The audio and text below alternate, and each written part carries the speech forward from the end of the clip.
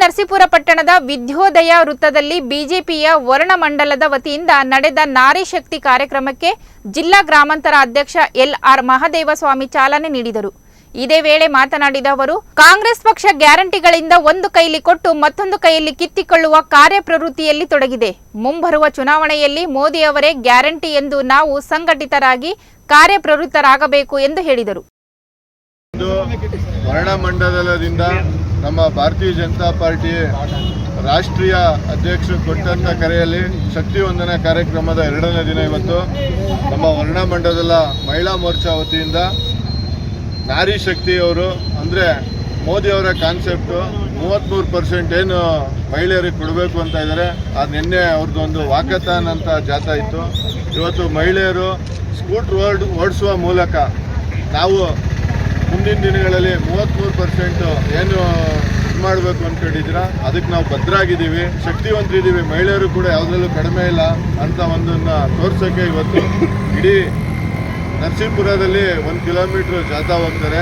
ಎರಡನೇದು ಮಹಿಳೆಯರಿಗೆ ಸನ್ಮಾನ್ಯ ಪ್ರಧಾನಮಂತ್ರಿಯವರು ಉಜ್ವಲ ಯೋಜನೆ ಹಾಗೂ ಶಕ್ತಿ ಸಮ್ಮಾನ್ ಯೋಜನೆ, ಸುಕನ್ಯಾ ಸಮೃದ್ಧಿ ಯೋಜನೆ ಹಾಗೂ ತಾಯಿ ಸಮ್ಮಾನ್ ಯೋಜನೆಯನ್ನು ನೀಡಿದ್ದಾರೆ.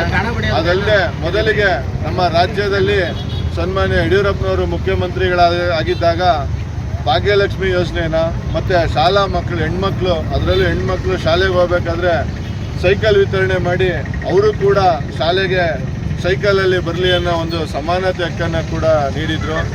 ಈ ರೀತಿ ಹೆಚ್ಚಿನ ರೀತಿ ಭಾರತೀಯ ಜನತಾ ಪಾರ್ಟಿ ಮಹಿಳೆಯರನ್ನ ಸ್ವಾವಲಂಬನೆ ಆಗಿದೆ. ಹಾಗಾಗಿ ಮೋದಿಯವರು ಕೊಟ್ಟಂಥ ಈ ಕಾರ್ಯಕ್ರಮಗಳನ್ನ ನಮ್ಮ ಭಾರತೀಯ ಜನತಾ ಪಾರ್ಟಿಯಿಂದ ಮಹಿಳೆಯ ಸಬಲೀಕರಣಕ್ಕೋಸ್ಕರ ಮೋದಿಯವರು ಕೊಟ್ಟಂಥ ಎಲ್ಲ ಕಾರ್ಯಕ್ರಮಗಳನ್ನೂ ಸಂಘ ಸಂಸ್ಥೆಗಳಿಗೆ, ಸ್ತ್ರೀ ಶಕ್ತಿಗಳಿಗೆ ತಿಳಿಸಿ ಮುಂದಿನ ದಿನಗಳಲ್ಲಿ ಭಾರತೀಯ ಜನತಾ ಪಾರ್ಟಿಗೆ ಮತದಾರರನ್ನಾಗಿ ಒಂದು ಓಲೆ ಮತ್ತು ಇದನ್ನು ಮಾಡೋ ರೀತಿಯಲ್ಲಿ ಈ ಕಾರ್ಯಕ್ರಮನ ಹಮ್ಮಿಕೊಂಡಿದ್ದೀವಿ.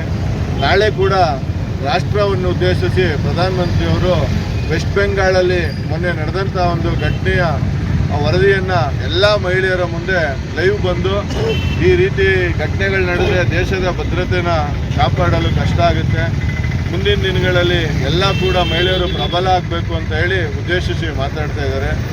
ಕಾಂಗ್ರೆಸ್ ಅವರು ಮಹಿಳೆಯರನ್ನ ಯಾವ ರೀತಿ ದುರುಪಯೋಗ ಪಡ್ಕೊತಾ ಇದ್ದಾರೆ ಅಂದರೆ, ಮಹಿಳೆಯರಿಗೆ ಬಸ್ನ ಉಚಿತವಾಗಿ ನೀಡಿರೋದ್ರಿಂದ ಮಹಿಳೆಯರಿಗೆ 2,000 ರೂಪಾಯಿ ಕೊಡ್ತೀವಿ ಅಂತೇಳಿ ಒಂದು ಕೈಲಿ ಕೊಟ್ಟು ಒಂದು ಕೈಲಿ ಕಿತ್ಕೊತಾ ಇದ್ದಾರೆ. ನೀವು ನಾಳೆ ನೋಡಿರ್ಬೋದು. ಮದ್ಯಪಾನನ ಹೆಚ್ಚಿಸಿ ಅದರಿಂದ ಒಂದು ಕಡೆ ವಸೂಲಿ ಮಾಡಿದ್ರೆ ಕರೆಂಟ್ ಬಿಲ್ನ ಹೆಚ್ಚಿಸಿ ಒಂದು ಕಡೆ ವಸೂಲಿ ಮಾಡ್ತಾ ಇದ್ದಾರೆ.